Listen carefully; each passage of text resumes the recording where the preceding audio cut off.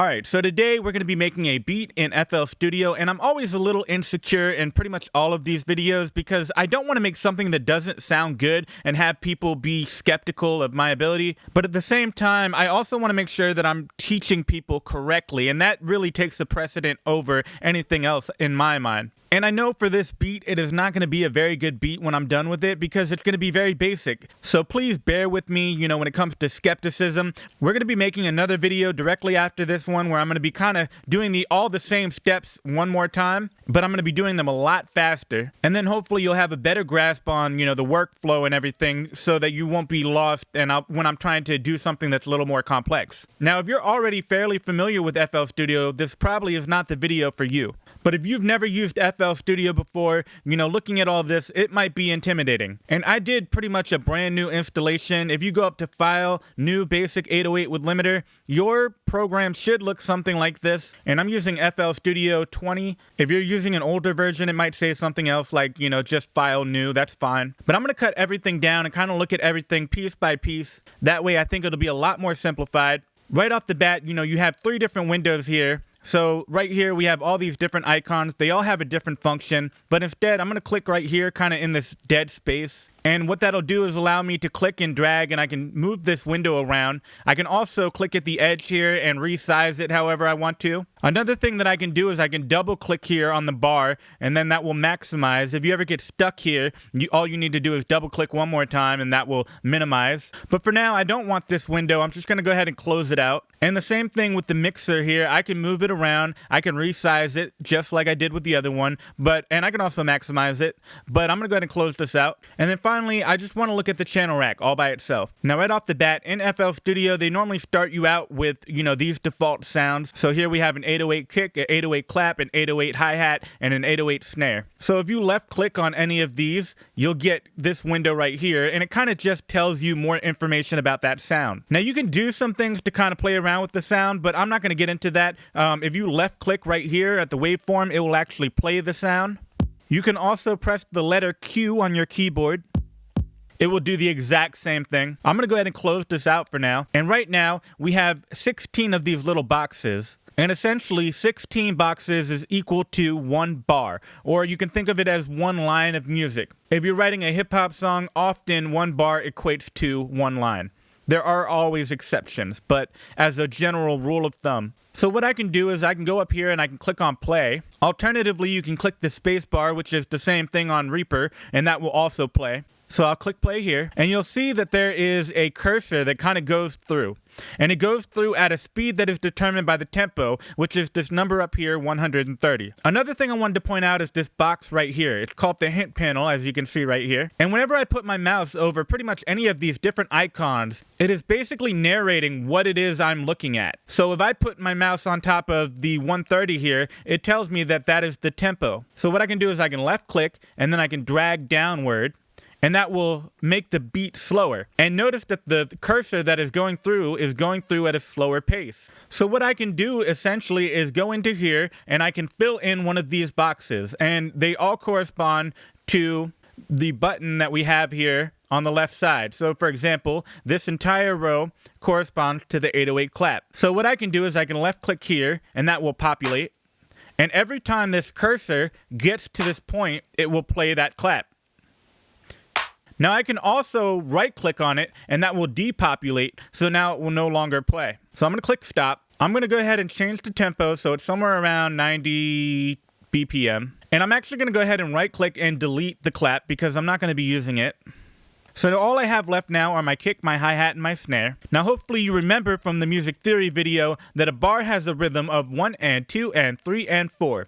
And the snare usually happens on the 2 and the 4. So what I can do is I can left click right here, and I can left click right here. And if you were to count them from the left, this is the 5th and the 13th step, or the 5th and the 13th box. And now I can click on play. 1 and 2 and 3 and 4. 1 and 2 and 3 and 4. So every time it goes through, that is a time frame of 1 bar. So I can go ahead and left click here and add in a couple kicks. And now we have a very basic kick and snare rhythm. Now the next thing I want to do is I want to right click here on the hi-hat, and what I can do is I can fill each 2 steps, and that will automatically go in and fill every other step. I could have very well done that manually by just left clicking. Again, remembering if I want to get rid of any of these, I can right click, but I'm going to go ahead and put that back. Another thing I can do is go over to these knobs over here, and again, remembering the hint panel up at the top, these are the volume knobs. So if I left click and I drag upward, you can see that in the hint panel, it'll tell me essentially how loud the volume is. So this is 100% of the maximum volume, and then I can also reduce it, but I'm going to go ahead and put it up to 100% for now. Let me go ahead and click on play.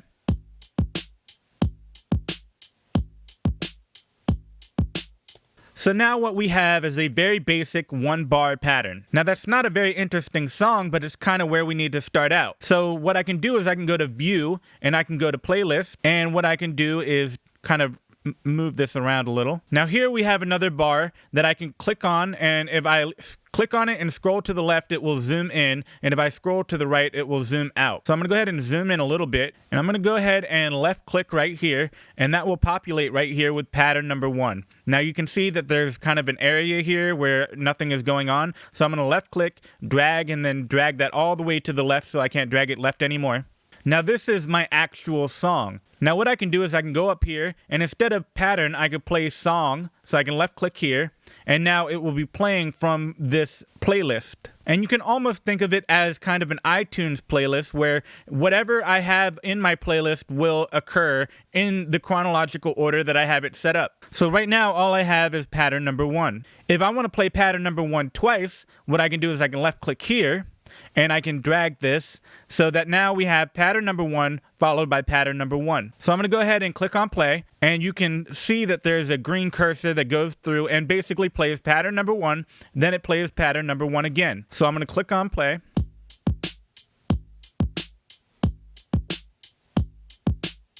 I clicked on stop because we still have a lot more work to do. So what I'm going to do is go back to the channel rack, and I am going to go up here to where it has a number 1, and this is called the pattern selector. As you can see from the hint panel, it'll say pattern selector when you put your mouse over it. If I left click and I drag upward, I can pick from all of these different patterns. Right now, they're all empty except for pattern number 1. But what I can do is I can go to pattern number 2, and I could do something crazy. I could go in and left click, and then I could just have nothing but snares going over and over and over again. So let me go back to my playlist. Right now, I just have pattern number 1 going on twice, so I can get rid of this one, right click, and I'm going to go ahead and left click now, and you can see that this is pattern number 2. I'm going to make sure there's no gap in between, and what will happen now is it's going to play pattern number 1, then it'll play pattern number 2. So clicking play.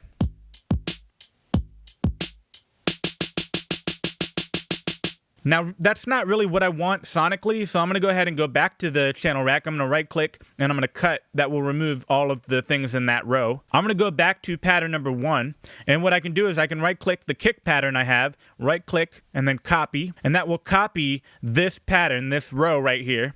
And I'm going to left click here, where it says number 1, and then go back up to number 2. So now I'm in pattern number 2. I can right click and then paste. And notice that in my playlist, I still have pattern number 2 here. So it's pattern number 1, pattern number 2. So going back to the channel rack, I'm going to go back to number 1. I'm going to right click on the hi-hat pattern, copy, and then go back here and then paste. I could have also right-clicked and gone to fill each 2 steps. And then for my snare, I know that I had it on the 5 and the 13. And those are important, placements to remember because almost all of the time you'll want to have either a snare or a clap occurring right here and right here. When it comes to doing the kick and the hi-hat, you have the freedom to do almost anything you want to do. And even with the snare, you can add more snares in, but you usually want to have that convention where you have the snare landing on the 2 and the 4 whenever you count 1 and 2 and 3 and 4. And it's really just a convention. You don't have to stick to it. You can definitely make music without conforming to that rule, but it is a good idea, especially when you're starting out, to stick with that convention. That being said, it is perfectly okay to add more snares. So that's what I'm going to go ahead and do here. I'm going to go ahead and we'll add a snare right here, and then I'll add a kick right here. So essentially what we have is kind of the same pattern that I had in pattern number 1. The only difference is if you actually look at it, but if you look at pattern number 1, then go up to pattern number 2, all I did is I added these 2 little things, this kick and the snare. So I'm going to go ahead and go back to the playlist, and I'm going to click on play, and it'll play from the song, which goes pattern number 1, then pattern number 2, which is the same thing as pattern number 1, but with a small variation where I added an extra kick right here and an extra snare right here. So clicking play.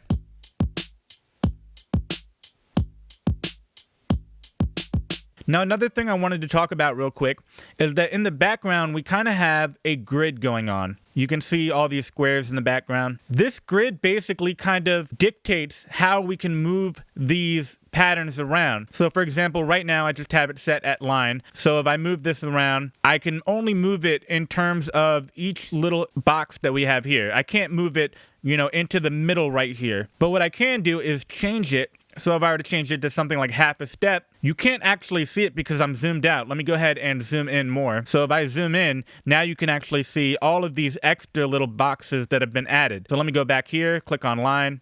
Notice that those little lines disappeared. So if I try to move this around while it's online, I can't move it to the middle right here. But if I click on half a step, I can move it right here to the middle of that box that we had originally. But I'm going to go ahead and move that back real quick. And I'm going to click here and then zoom out. Now real quick, I want to drag this over here so it's right after pattern number 1. And usually, whenever I'm working in the playlist, I like to make sure that I have my grid set to be 1 bar. So what that means is I can only move these patterns around in terms of 1 bar. I can't move it, into the middle here anywhere. I can only move it in terms of 1 bar. And you already kind of saw that, when you zoom out enough, you can kind of get lost and kind of lose track of how small things really are, how small the movements are when you're trying to move these around. So for the most part, whenever I'm making a pattern, it's almost always either 1 bar, 2 bars, or 4 bars. There are occasionally times where you want to break that rule, but, for starting out, this is a good thing to keep in mind. Whenever you're working in the playlist, make sure you have this set at 1 bar. But if I have this set at something like maybe half a step, and I drag this out enough, I can move one of these around, but then I kind of don't know for a fact whether or not there is any space in between. Like for example, maybe I can't see that there's kind of a little gap in between these two, but when I zoom in and I go all the way over here, you can very obviously tell that that gap is there. And you don't want that gap there, because if you have a gap there, then it'll play pattern number 1, then it'll just kind of stop playing anything for a moment, and then it'll go into pattern number 2, and then that will ruin the rhythm. So what I'm going to do is I'm going to right click this, get rid of that. I'm going to set this to 1 bar, and now I have pattern number 2, and now I'm going to left click here, and that will put pattern number 2 in here. Notice on the left here we have pattern number 1 and pattern number 2. So that kind of allows me to kind of select which one I'm working with. Right now I have pattern number 1 selected, so if I left click, it'll put pattern number 1 here. But if I were to left click and select pattern number 2, and then left click in this window, it'll populate with pattern number 2. So again, right clicking both of these, I'm going to zoom out, and this is good enough for me right now. I just have pattern number 1 and a small variation, which is pattern number 2. So I'm going to left click. That will copy, and then I can left click right here and that will paste. Then I'm going to left click pattern number 2, copy, and then I'm going to paste. I can zoom out. Another way I can copy and paste is I can use the selector here, and I can select all of these, and what I'm going to do is click on the pencil tool, and I can hold down shift, left click, and then drag to the right. Again, I want to make sure that there's no gap in between. But effectively, now I have 8 bars, right? It goes pattern number 1, 2, 1, 2, 1, 2, 1, 2. And then this will be the start of the 9th bar right here. I'm going to go ahead and right click that for now. So it's not super amazing. Right now we just have a drum line. We've looked at how we can add in all kinds of variations. If for whatever reason, let's say on the 8th bar, I wanted to go in and I wanted to add a new pattern, what I can do is I can go to 1, scroll up to 3, and then here we can go ahead and do something crazy. We could just, left click and then fill all of this. And then what I can do is go back into the playlist. You can see I have pattern number 3 selected. I'm going to right click here to get rid of the old pattern number 2. I need to make sure I have pattern number 3 selected, because when I right clicked, it automatically selected pattern number 2. But if I left click here, I can click, and then now it has pattern number 3, which if you actually kind of zoom in and look at it, you can tell it's kind of all these snares over and over and over again. So if I were to left click here, it'll play from this bar right now, because I don't want to make you sit through the whole thing again. So we're kind of just, skipping to, 10 seconds in, where we get to bar number 7, and then I'll click on play.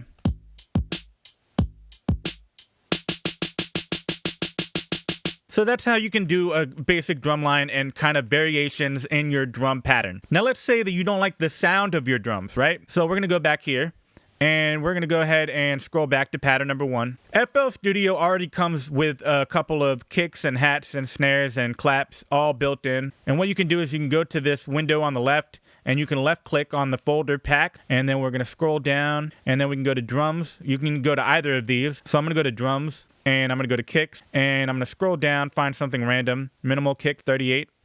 And if you left click on it, you can actually hear what they sound like. You can also hit the arrow up or down. But for now, I'm just gonna go ahead and click on this one, Monster Kick 38, left click, drag, and what you have to do is drop it into the button right here where it has the kick sound, and that will replace the old kick with the new kick. But the pattern is going to be exactly the same. So real quick, let me go ahead and change the snare too. I'm going to go ahead and minimize that folder. I'm going to go to snares, and I'm going to scroll down, find something. I'm going to go here to Lin snare, left click, drag, and then drop that in place of the 808 snare. And then I'm going to go back to my playlist, and right now the cursor is basically where the song starts out. And that's not where the actual song starts out, it's where it starts out whenever you click on play. So it allows you to hear what's going on, but the entire song itself is still preserved. It's exactly the same. So when I actually save my song, it's gonna save all of this. It's not just gonna start right here and only play these 2 bars. Hopefully that makes sense. But what I'm gonna go ahead and do is left click here. That way it'll start at the beginning of the song, and when I click on play, it'll play the whole song. And notice the pattern is exactly the same as it was before, but now I have a new kick and I have a new snare.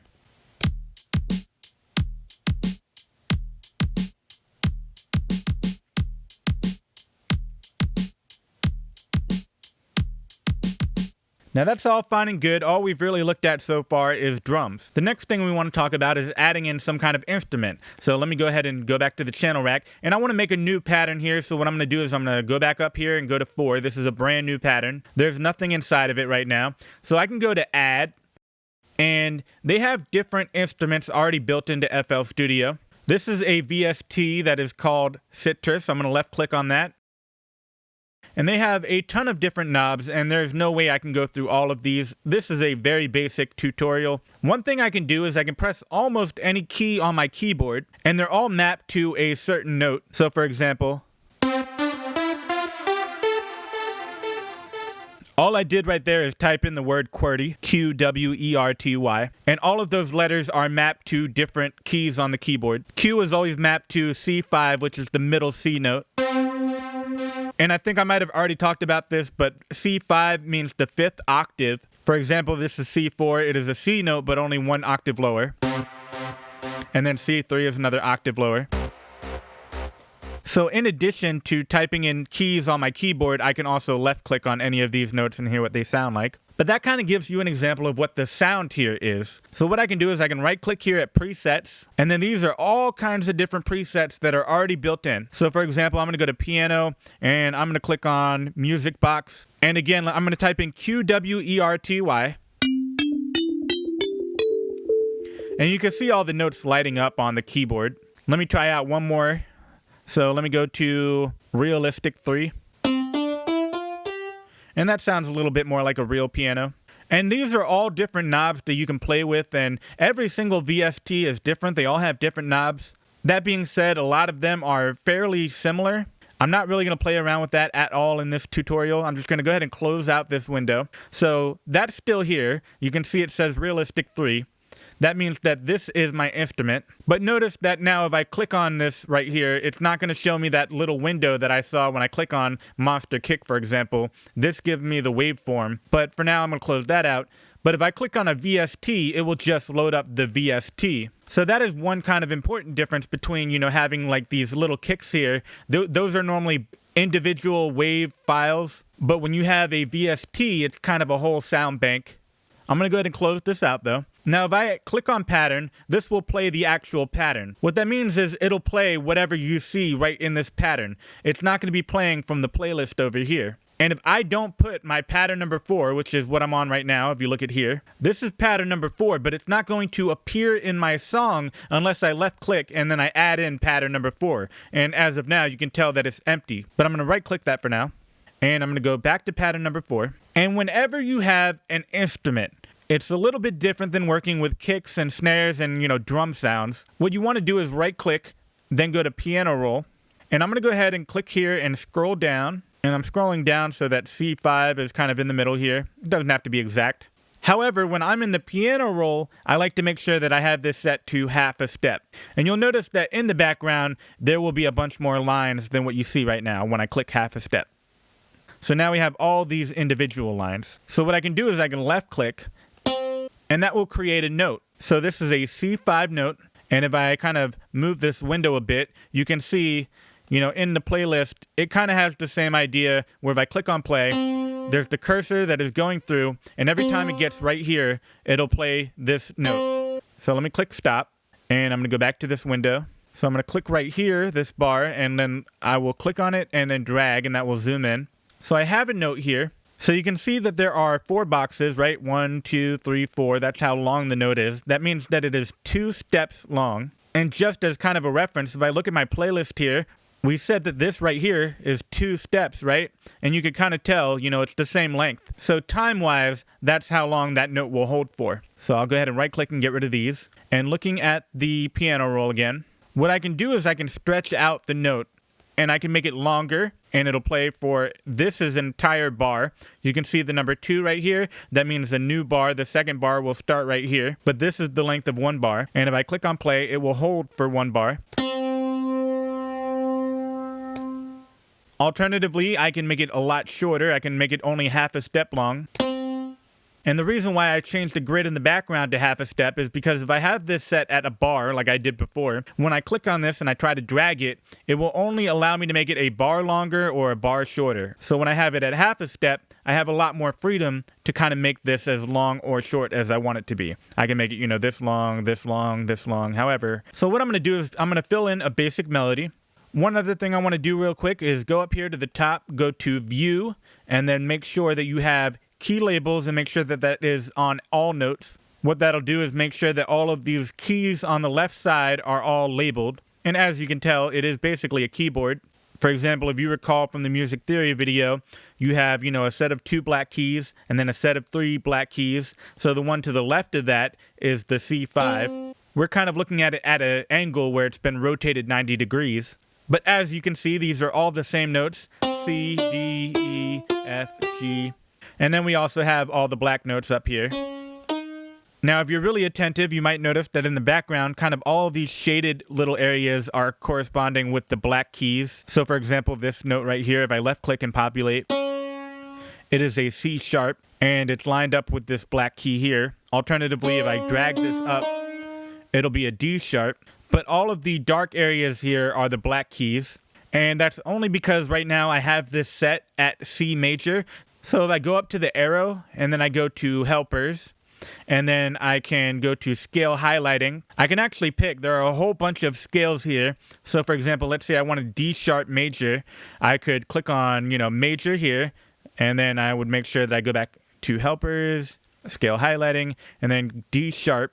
And that will change all of the notes here in the background that are kind of dark. So notice that D sharp is now a valid key because, in D sharp major, you are allowed to play D sharp. So again, that's kind of one way to think about it when you're creating beats like this. If you know what key you're working in, all you really need to do is make sure that you're not going into the shadowy areas. So if I wanted to make something in D sharp, I would not use an F sharp or an E. So real quick, let me go ahead and right click and get rid of these. And I'm going to go ahead and draw in a basic little melody. So real quick, we'll add in a melody. We got a D sharp here. I'll just add another D sharp. Now I don't know exactly what this sounds like.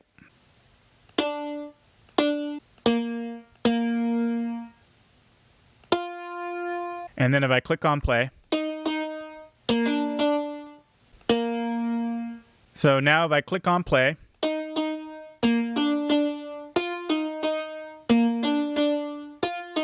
another thing I can do is I can transpose all of this down. So if I press Control and then the down arrow, it'll move everything down 1 octave. It'll be the exact same melody. As you can see, we have D sharp, A sharp, D, D, F.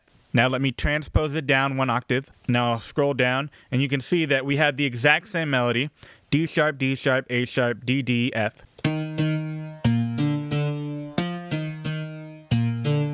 So let me go ahead and close this out, and I'm going to go to View, Playlist. Again, this is only a pattern. As you can see, there's no drums or anything. If I had, any drums, it would look like that. But I'm going to go ahead and right click and get rid of that. All I have is my melody, which is the Realistic 3 piano, which is from this VST. So I'm going to go here to the playlist, and notice all I have right now is I have pattern 1, pattern 2. I don't have pattern 4 anywhere in the song. So I can layer it on top, but first, always remember when you're working in the playlist, you want to have this set at 1 bar.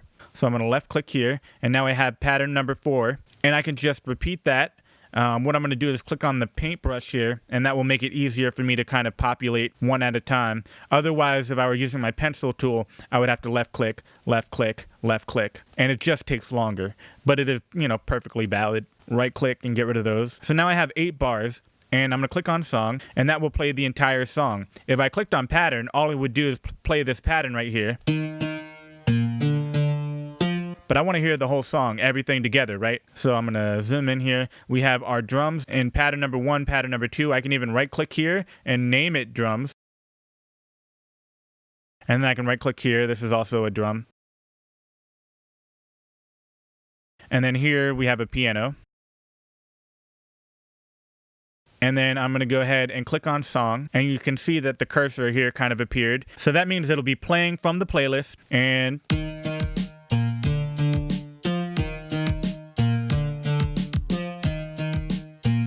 now I can turn down the volume if I want.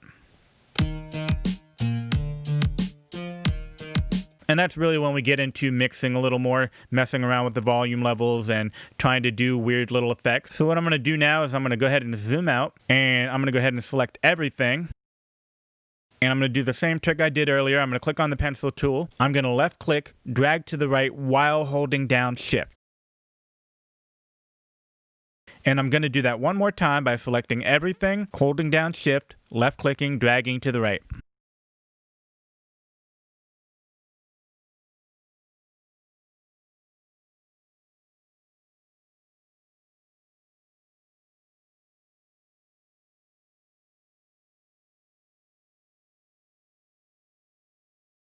And I just wanted to make sure that I had this all lined up.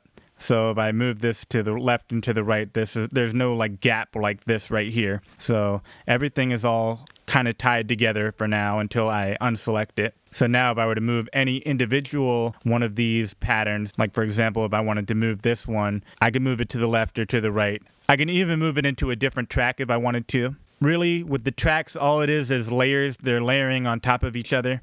But for now, I'll go ahead and put this back. And you can see, if I go all the way here, I have 64 bars now, and it is a really repetitive melody and a repetitive drum line, but it is a full song. And if I were to click on play, it'll go through and play the whole thing. I won't put you through all of that.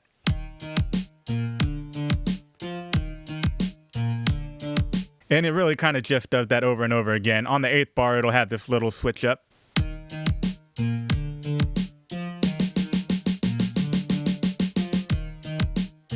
And again, it does that every 8 bars because, that's how I kind of created everything. I copied and pasted it over and over again in terms of 8 bars. But really, that's almost everything you need to know in order to make beats in FL Studio. All right, so now doing a real quick review, what did we do? We went to pattern number 1. This is where we started out. We basically left click anywhere that we want a kick to appear, anywhere we want a hi-hat to appear, and we almost always want to have our snares right here on the 5 and the 13. You can always add more snares in if you want them, but these are the quintessential places to start out. As for the pattern for your kick and your hi-hat, that is completely subjective. Do whatever you want. After we created our first pattern, we created a second pattern, which is almost identical. Then we went into the playlist and we kind of added them in. So we added in pattern number 1 here, then we added in pattern number 2 here. And recall that if I click on any one of these patterns and then click on this window right here, it will populate with whatever I have selected right here. So for example, if I were to click on pattern number 3 here and I left click here in the window, it'll populate with pattern number 3. If I click on pattern number 4,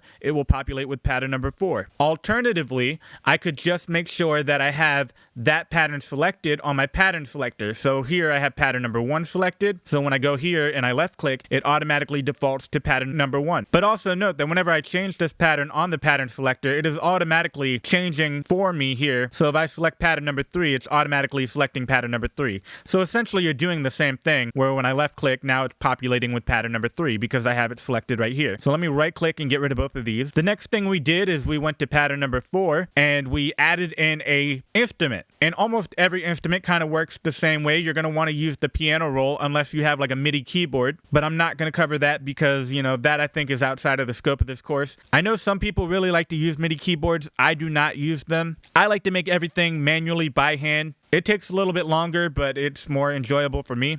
But that is obviously a very subjective thing. The idea behind a Midi keyboard is pretty much the same thing. If you own a Midi keyboard, you can definitely go on YouTube and find tutorials that will tell you how to record into FL Studio using a Midi keyboard. But whenever you create a new instrument, like a piano or a bass sound or a guitar, you'll generally want to right click and then go to piano roll, and you'll want to make sure that this is set at half a step. Conversely, whenever you're working in the playlist, you'll want to be working in 1 bar, but I'm going to go set this to 1/2 a step, come into the piano roll, and you can left click in order to fill in different melodies.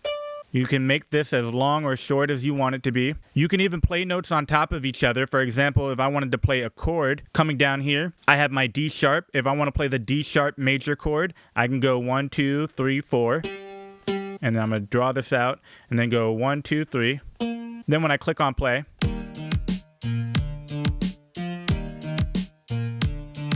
and again, what you see is kind of what you get whenever you draw in extra things.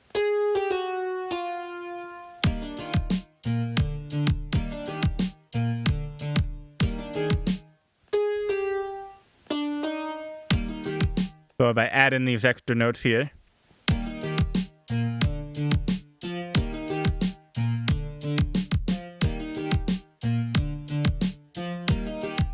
now let's say I'm happy with my beat. I like how everything sounds. I basically copied and pasted it over and over again, so I filled out, you know, however many bars I want to fill out. Right here I have 64 bars. And at any time, if I wanted to, I could increase the tempo. I could go, you know, I could do something crazy and make this like 200. And let me go ahead and scroll out and start back at the beginning here. This is another way, other than switching from pattern to song. I can left click here and just kind of put the cursor in at the beginning. But now, notice I've increased the tempo to 201, so it's going to play really fast. That is ridiculously fast, so I'm going to go ahead and slow it down a bit.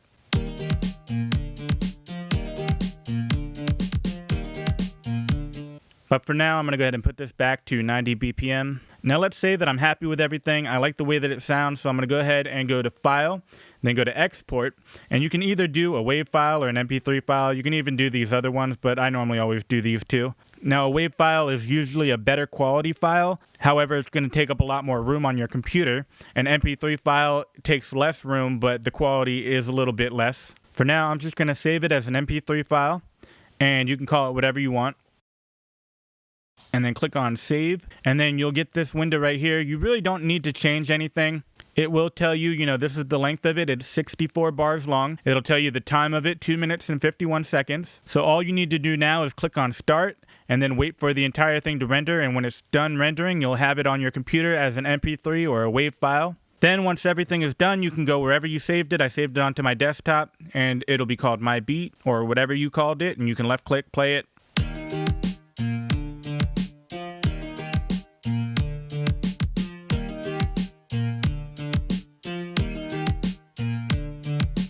And that's about all I have for this video. That is the very basics, kind of everything you're ever going to need to really know how to make beats other than how to mix. Pretty much everything else is basically how you put together all of the composition. You know, you're the one coming up with all the patterns and coming up with all the melodies. You're deciding what, you know, sounds you want to use. But really, at the core, this is all you need to know is essentially, you know, how to create patterns, how to create melodies, and how to put them in so that they all, you know, fit into a playlist, and essentially, you know, how to build a song, you know, from every individual pattern. A pattern is only 1 bar, but what you're doing is basically layering things on top of each other and creating a whole different composition. You know, at any point in your beat, you know, you could easily just get rid of all of these, you know, piano sounds, and let's go ahead and get rid of this piano sound as well, and it'll be kind of like a drop where it kind of just, you know, drops into just the drum line.